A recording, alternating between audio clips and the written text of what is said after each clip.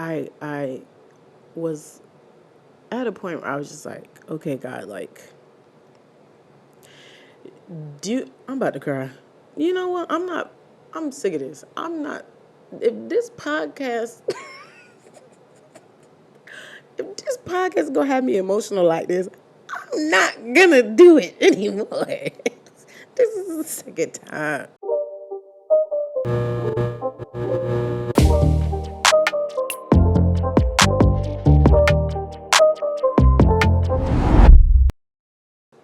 Hello, hello, hello, everyone. Come in, gather around, sit down. Okay? If you are tuned in, if you are listening to this, then you are listening to the actually podcast with Jordan Alexa. And Jordan Alexa, that's me. Hey. So glad that you are here. So glad that you decided to join me.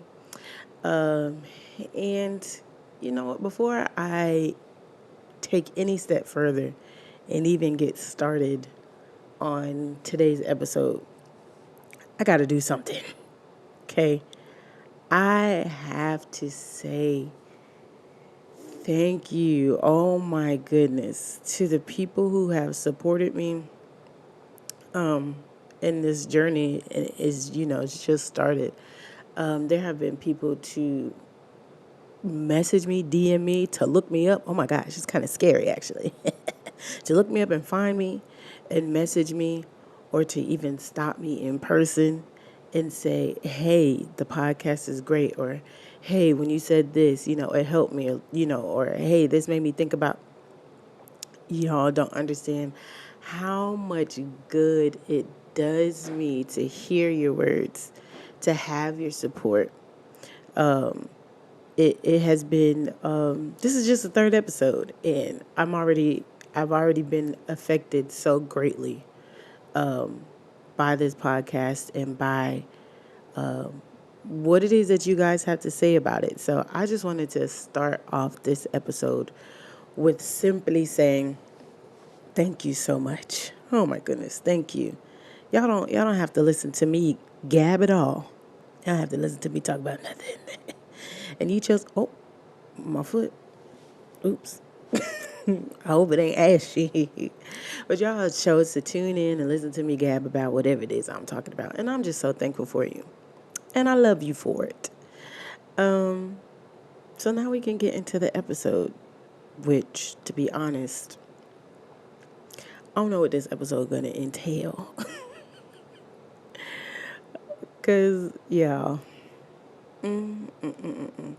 Okay, so one thing about me, I cannot fake no funk. Oh. Now I gotta do something about me. Keep getting my lip gloss on this microphone now. But I cannot fake the funk. I can't pretend to be nothing, nobody but me. Okay. And today has been an emotional day. And so emotional to the point where I don't even want to talk about what it is. Whatever it is that I had planned to talk about today, I do not want to talk about it. And I'm not going to talk about it. Because I'm just not going to be able to, not going to be able to commit to it. But on the other hand, I'm here. Honestly, y'all wouldn't finna get no podcast today. But consistency has been my what's the thing?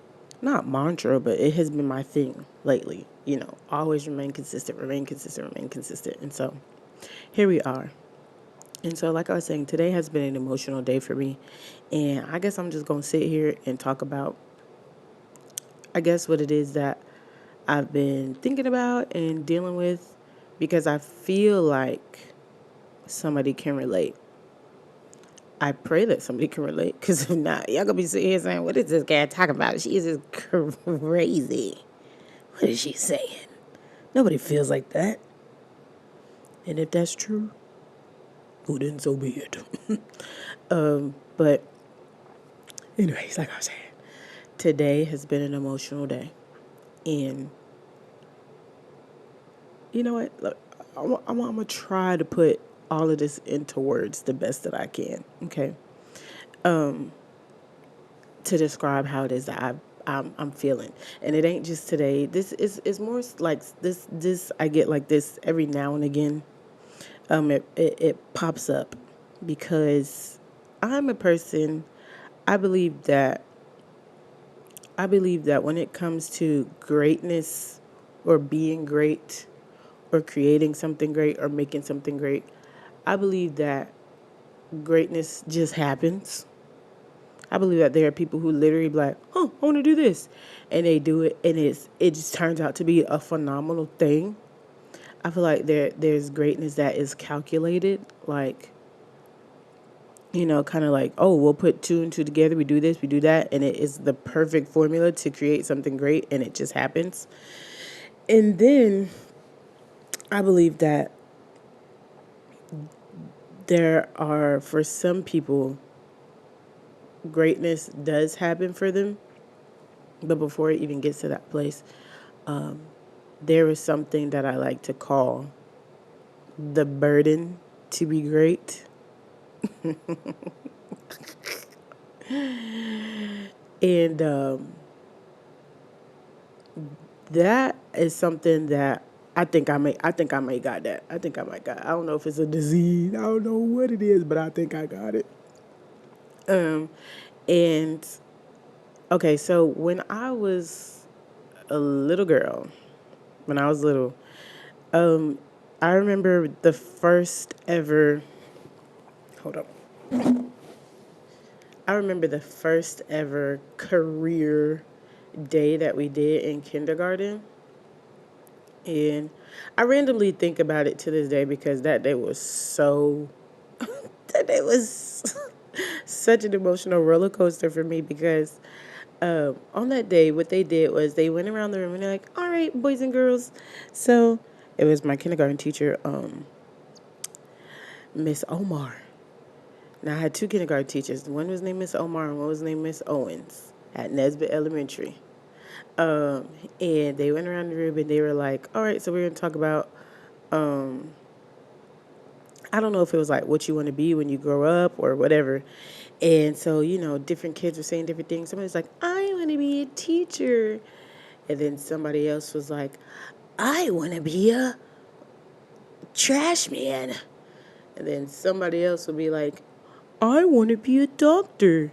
And when I tell y'all, I was sitting there sweating bullets because I did not have an answer. And not only did I not have an answer, they showed a video of, I guess, to help us make a decision for a career day. I don't know. And in the video, the workers that were in the video was a mailman, a firefighter, and something else. But when I tell y'all, as they played that video, I sat in on the little carpet in my little spot, and I cried. I was crying. And as I watched that video, I said, well, I got to make a decision. And I said, I guess I'm going to have to be a firefighter because that seems like the most exhilarating. But I didn't want to get burned. So I was just like, I don't know what I'm going to do. And I sat there and I cried because I could not figure out what it was that I wanted to do. And so I went home and I settled on the fact that I was just going to be a butterfly. Because I don't want to be a teacher. I don't want to be a doctor. I don't want to be a mailman. I don't want to be a firefighter. I don't be none of that stuff. I don't want to be a trash man. I don't want to do any of that. And so I remember, I think it might have been my mom. It might have been my teacher. I do not remember. But I said, you know what? I want to be a butterfly. And they said, you can't do that. And I was devastated. And then I figured out I can't be a butterfly because I'm already bigger than a butterfly. So I can't become smaller. So if I'm going to be something, it got to be bigger than what I am now. So I'm going to be a lion. And I went a good amount of time believing that I was going to be a lion for a while until somebody came and squashed those dreams as well. Right? And so as I got older, it never failed. Every single year in school, there was a career day, or there was a getting to know you project, and you had to draw a picture of what you wanted to be when you grow up or whatever. Blah blah blah blah blah blah. Blah. And I cried every single year. I cried every single year. I think when I was around the age of 6, I decided, you know what, I'm going to just be a veterinarian because I like animals. And I saw Jane Goodall, and I was like, oh, she be with the chimpanzees. I want to be with chimpanzees. And I realized that if you're a vet, sometimes the animals die.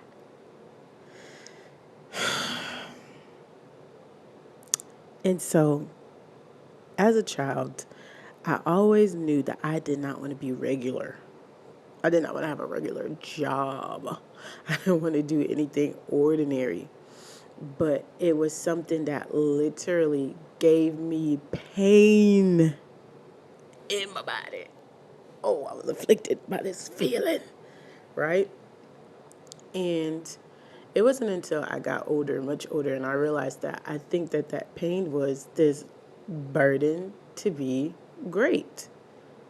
And I've always had this weird time navigating that. And I think I, sometimes I battle with the fact that maybe it was easier when I was younger because I didn't have anything to, identify it with, like, oh, I want to be this so bad. And I had that, burden to be great or whatever. And as I've gotten older, I feel like I have been able to hone in on a few things and figure out what it is that I do want my life to look like and what it is that I believe that I'm called to. But I don't know which one is worse. So here I am today. Here I am today. Today is one of those days where I am struggling with that burden. And if you feel like you can relate to that in any way, shape, or form, this episode is for you. Because we're going to sit here and we're going to talk about it. We got to talk about it. Because I feel like it's not talked about enough, if at all. I don't know where I have heard about it. Well, I have heard about it, from some people just talk about it, in mention, but very few people actually talk about it. And even when I bring it up in conversation to people, I'd be like, y'all ever feel like this? And they'd be like, no. I know exactly what I want to do. I know exactly where I'm going. And I've also had to, watch people who have chosen a profession that was, you go to college, you get the internship, you go straight there. Man, and I have wanted to be that so bad. I wanted to be that person so bad. But it hasn't been that way. So, if you are somebody who can relate to this, this is for you, and we're going to talk about it. So, I guess the first thing that we can touch on is, why is it the burden to be great? I feel like at different times, I feel like if the phrase was like operational, if I could operate in different parts of the phrase, there are times where I operate in be great. Like most days I operate in be great, go for it, do the work, do the that, blah, blah, blah. And then I operate in the burden. And so I think the things that make it the burden is honestly society. Honestly, I don't know how else to, identify the root of what it could possibly be. Because for me, growing up, as creative, as talented, as outlandish as I was, I had a upbringing that tried to keep me on where am I from? I had an upbringing that was trying to keep me on the path to. I had an upbringing that was trying to make sure that I was on the path to like secure the societal standard of she made it, right? So, like I said, I was creative, I was outlandish, I was loud, I was very boisterous. And he, thinking back on it, it's actually funny because I literally started telling people when I was 3 that I was going to be famous, right? I was like, yeah, I'm going to be famous, I'm going to be famous. And they were like, for what? And I'm like, I don't know, I'm just going to be famous. Like, what is what are you talking about? And different points in my life, I was like, oh, I'm going to be a singer. Oh, I'm going to be an actress. Oh, I'm going to be a songwriter. I was just trying to pin it on something. And I think that was probably just that feeling that I had. The only thing that I could identify it with is probably when I looked on TV and saw somebody, doing something great. And so I was like, oh, so that's how I fulfill, or that's how I make this, you know, feeling not go away, but that's how I appease this feeling that I have. And so maybe I figured that being famous would probably fulfill that. But anyways, getting on track.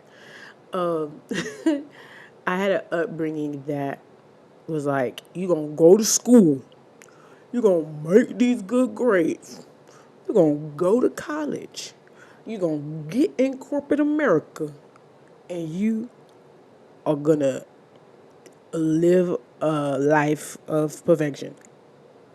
And especially because, you know, I'm the second child. My oldest sister, she lived her life. God bless her. She lived her life, and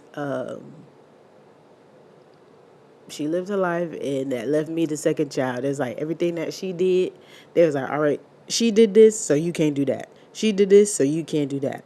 And so, like, at one point in my life, I believe that, like, stuff like college and stuff like that was probably more so optional. But after my sister, lived her life, my parents were like, you're going to college. And to this day, to this day, I say, I wasted my time getting that piece of paper. I don't want to speak that of my life. I did not waste my time getting that piece of paper. The Lord is going to use it for my benefit in some way, shape, or form. I believe it. In Jesus' name I pray. Amen. But I did not want to go to college.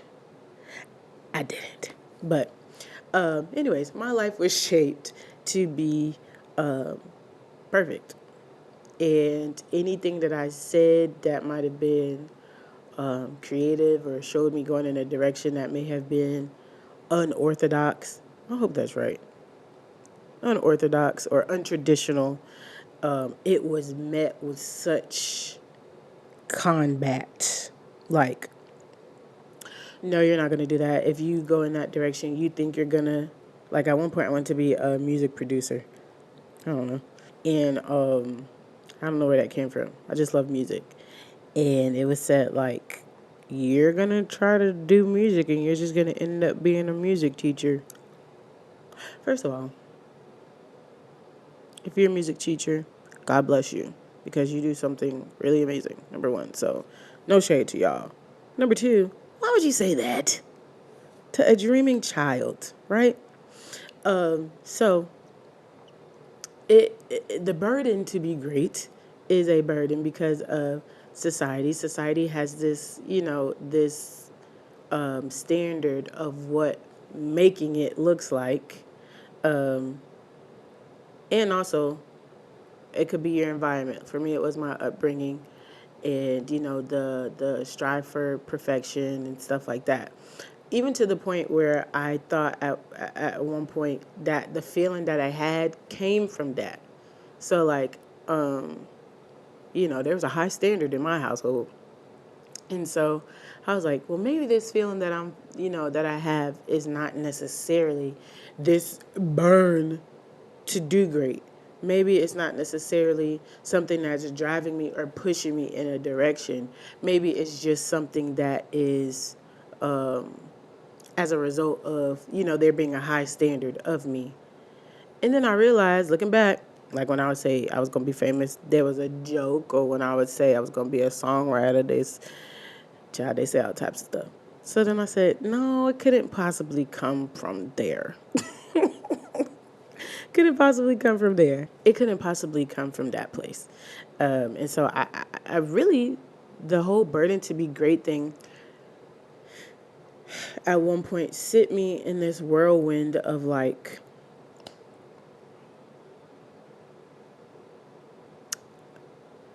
where is this coming from? You know, who am I? Who does this make me? And at the end of the day, it only led me to one place and one place only. And that is God, y'all. I said it. I said it. So yeah, the desire to be great, the burden to be great at one point in my life sent me like in this whirlwind of like identity issues and dealing with like self what's it called? Self-esteem issues and all that good stuff. And eventually, because it was affecting me so greatly, it started to affect my relationship with God. And I feel like even though at that point that was like one of the hardest things that I ever had to deal with concerning these things, it was one of the best places that I could have ended up, right?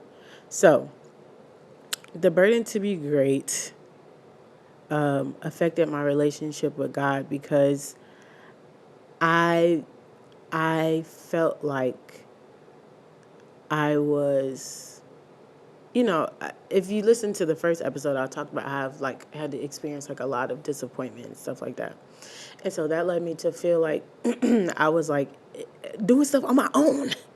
I was out here on my own, fending for my life. Okay. And it really affected me because I felt like, okay, so I have this strong feeling, this strong desire to, be whatever. And at the same time, you know, I'm saying I'm submitted to you, Lord, and you're supposed to do all this stuff for me, and you keep letting me down. And so I struggled with, wanting to do things myself. I struggled with feeling like God didn't care about what it is that I desired or what it is that I had going on. I struggled a lot. Still, some days I do struggle to this day. I struggle, and so I'm so sorry. Every time I say to this day, that's exactly how I say it. And if you don't say it like that, I can't trust you. I'm just kidding. No, I'm not. But yeah, I sometimes struggle with it now. And so a lot of times I was in a place of like, God, do you see me? Do you hear me? And if so, honestly, if I could be completely honest, I got to a place where I was like, can you take this? I got to a place where I was like, can you take this away from me? Because I started to feel like, especially, the environments that I was in, they were telling me like, you doing too much, basically trying to, I guess, make me minimize myself or whatever. And so I felt like I started to feel like, okay, so being normal or getting, going these normal routes is what I'm supposed to be doing. And whatever this is that I have is plaguing me. This is a disease and we have got to get rid of it, Lord. And so if you could just, I felt like it was a means of me needing to be humbled. I was like, can you just humble me and help me to, you know, not want this? And I started to ask for stuff like, God, just give me stability. Y'all, let me tell you something. For the longest time, I prayed for financial stability. And God gave it to me. And I was depressed. Can you believe it? he gave me the financial stability. And there's some times where like I look back on like videos or whatever, and I'll be like, I sound like in the video I'm talking like this, and very monotone, very not very present. And I asked my husband, I was like, who is that? What's wrong with her? And he was like, yeah, you were very much like a zombie because you were working a job.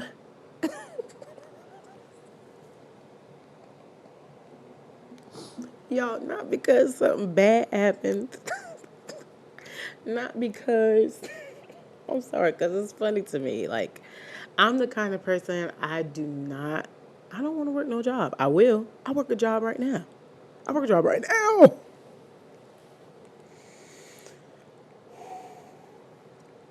I work part time because, I have my business. So I work part time on my business and part time on a job.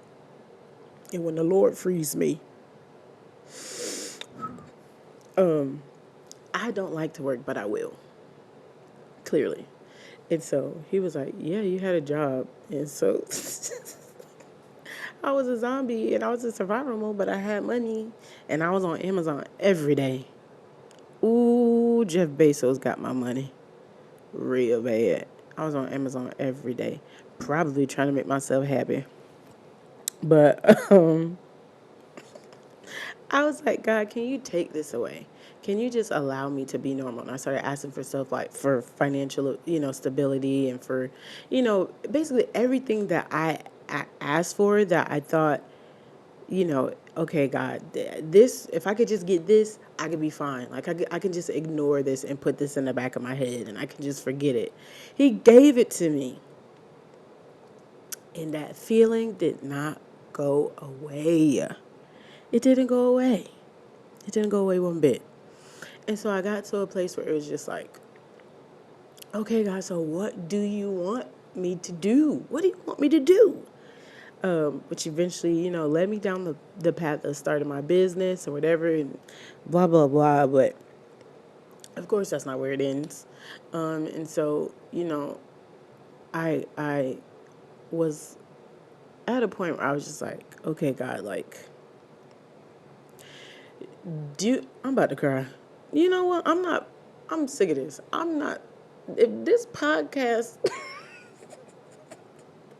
if this podcast is going to have me emotional like this, I'm not going to do it anymore. This is the second time. It got to a place where it was like, God, I have this feeling in my gut. I feel this desire to be something great, and I don't understand it. And I was like, what do you want me to do with this? Asking him, do you hear me? Do you see me? Do you, like, going through it, begging him to either take it away or help me figure it out. And I feel like he wasn't relieving either thing. I feel like he wasn't helping me at all. And I remember it was one day, it was like sometime this year actually. And I was like begging God, like literally begging him, like, just do this, just do that, just do this. Like, it, I got to a point where it's like, this feeling is too much. Like I said, there's sometimes I operate in be great, and then sometimes I operate in the burden. And I was in a place where I was definitely operating in the burden. And so I was like, God, do you see this? Do you hear me? Do you understand what it is I'm going through? And in that moment I changed my prayer.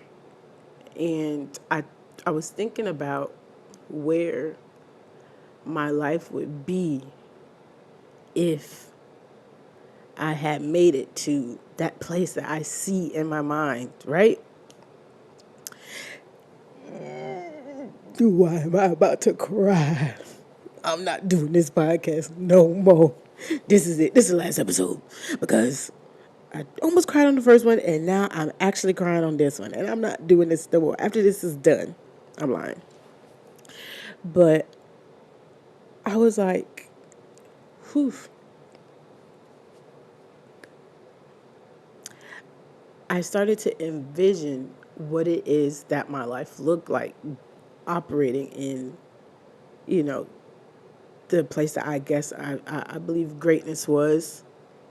And I started to thank God for it already. I said, God, thank you that I'm blessed. I thank you that I have favor. I thank you that my business is successful.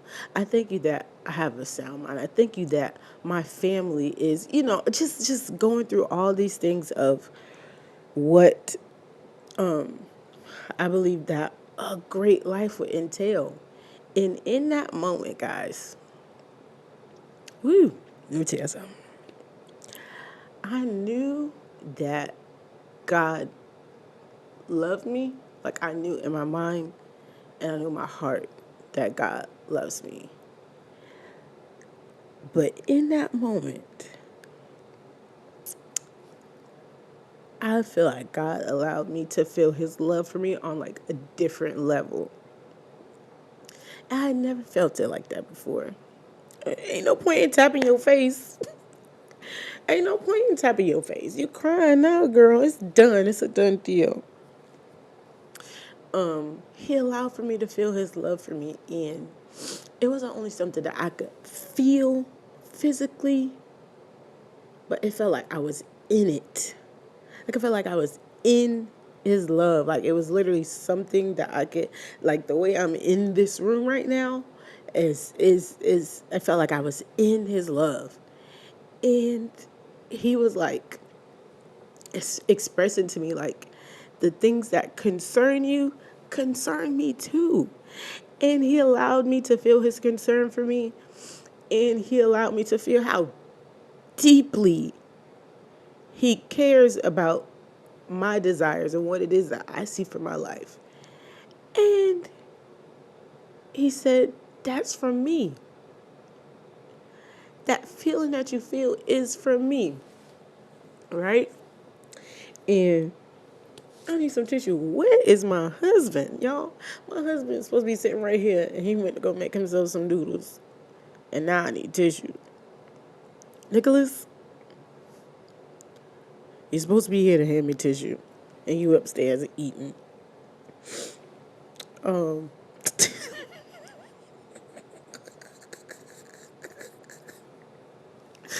um, he said that feeling that you feel is from me. And when it starts to get burdensome is when I'm losing my sight of him, right? And I'm viewing everything being done within the power of my own hands. And that's why I was struggling today. Let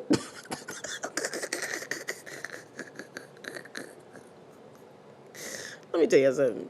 Sometimes you get a revelation, but you got to apply it. And you don't only have to apply it one time, you got to apply it over and over and over again. Sorry, Lord. Lord, forgive me. Hold on, y'all. Lord, please forgive me.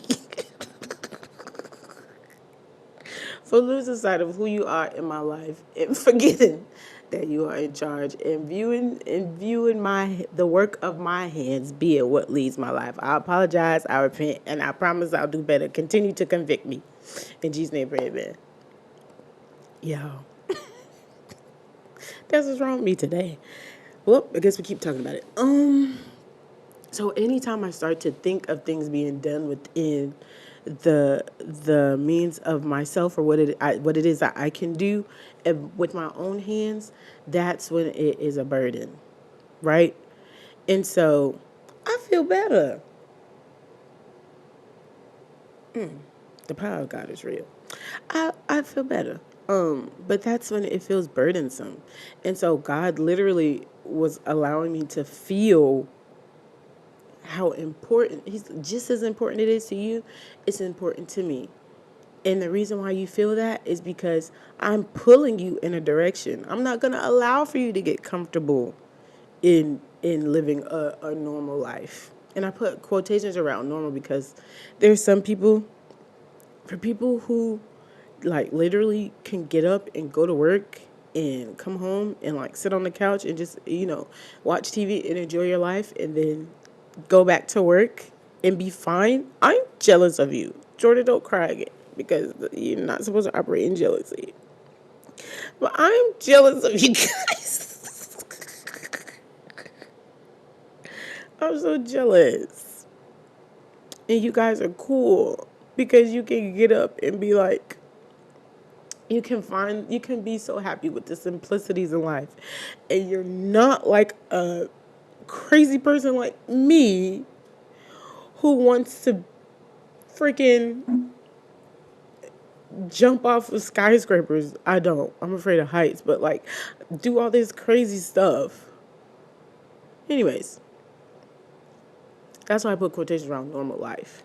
But you're not going to be comfortable in normalcy. You're not going to be comfortable with financial stability. Because I was just like, just give me money, Lord, and I'll be fine. I promise you, I'll be fine. And it's so interesting because God has been talking to me lately about the difference between inspiration, influence, and impact.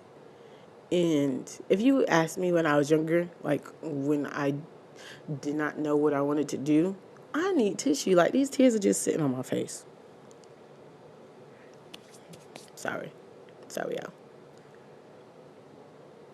If you would have asked me when I was younger, what it is that you wanted to, what it is you want to be when you grow up, I got real slick at it. And I said, I want to be an inspiration. And people were like, wow, that is so touching. She's so wise beyond her years. I was saying that because I didn't know what I wanted to be. But at the same time, I knew I wanted to do something, great, right?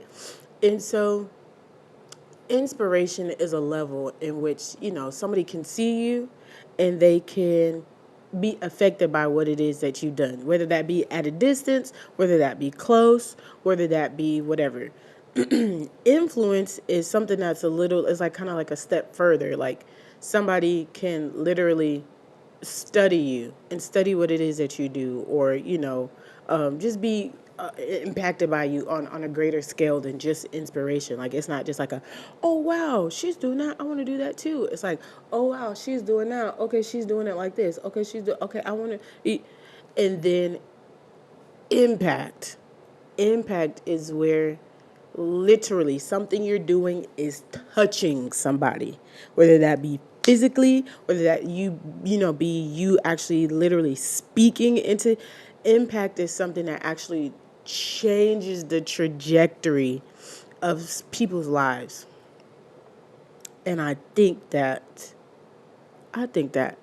that's my problem. I think that I've gotten to a place where I said I want to be an inspiration. I've kind of operated in inspiration a little bit. I said I wanted to be an influence. I definitely influence people. I have a business where I influence people, and help them, whatever. But to have an impact, I think that that is, I think that is my problem. I think that is the goal that God has for me, is to actually be an impact. And I don't know what that looks like. And I think I have an idea, like, God has been speaking to me concerning some things. And, I think I know a little bit, what direction he wants me to start walking in. Like it's kind of like he'll say, all right, take this step. Okay, take this step. Okay, take this step. I think I was just overwhelmed by it, guys, which is why I'm sitting here crying right now. And so, how does this affect you?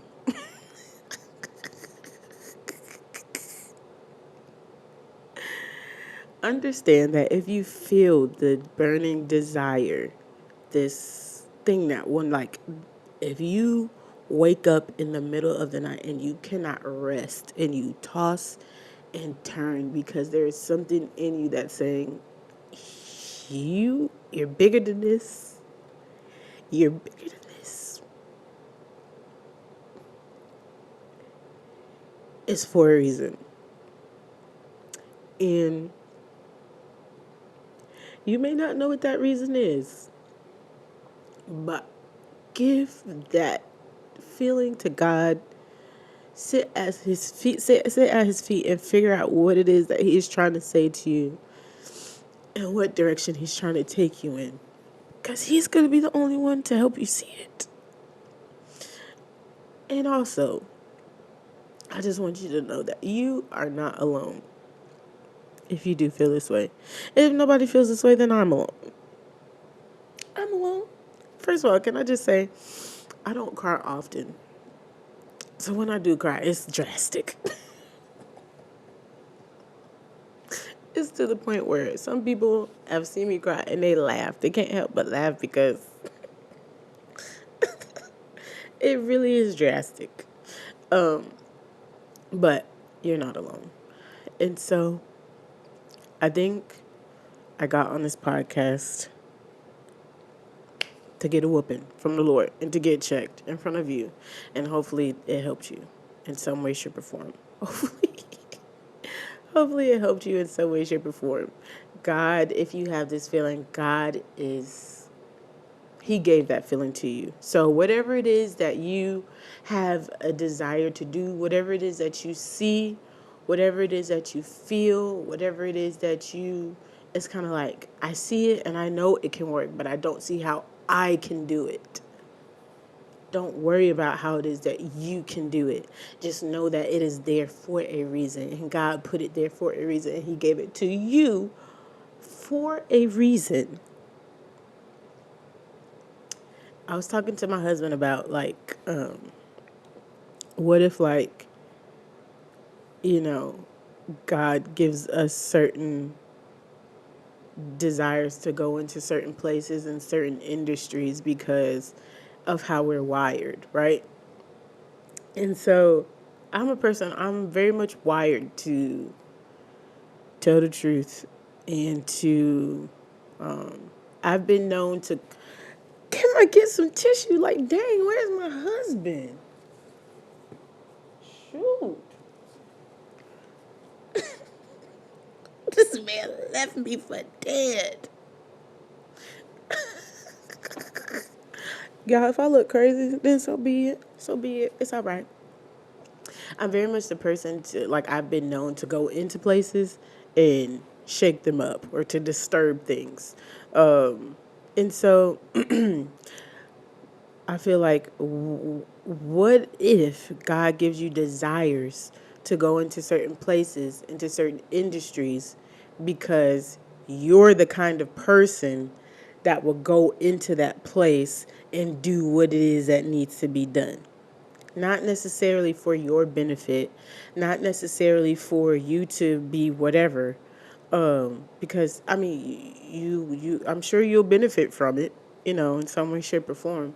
But because of the way you are wired and because of the way He structured you and made you, the way that He's specifically designed for you to come from two specific people and have specific kind of DNA to make 2 + 2 to equal this 4, to make the perfect equation to get you. You are that kind of person that needs to go to that place.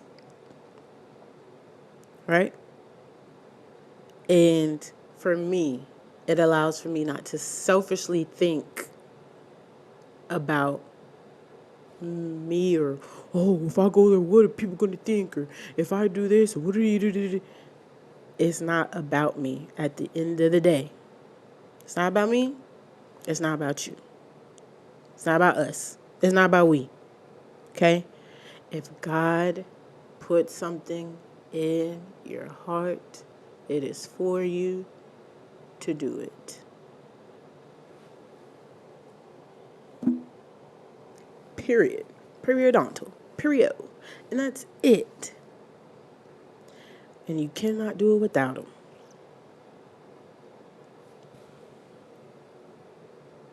And that's it. That's all.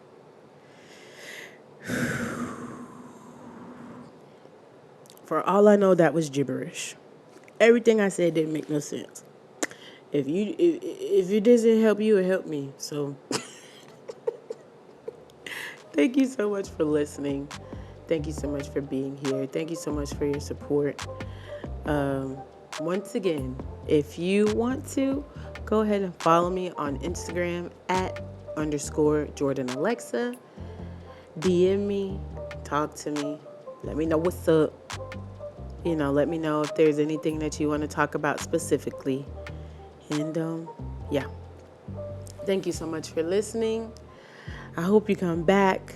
I hope I didn't scare you away. I cried so much, but that is okay. I hope you come back, and I'll see you next time.